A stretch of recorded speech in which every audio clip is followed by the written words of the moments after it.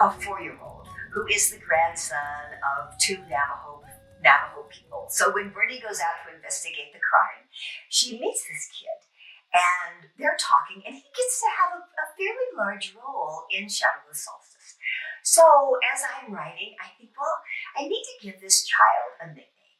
So the first name that comes to me is Bear. I think because he's short, he has dark hair, and he's kind of a solemn little guy.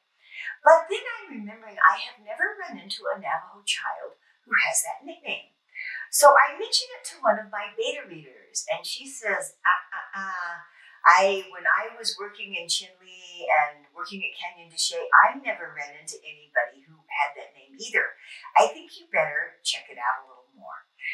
So I asked the gentleman who works for the Navajo Nation in their public information office. He and I were doing some corresponding, and I said, hey, what do you think of this name? He said, well, let me ask around. And I could just tell by his tone that something was off here.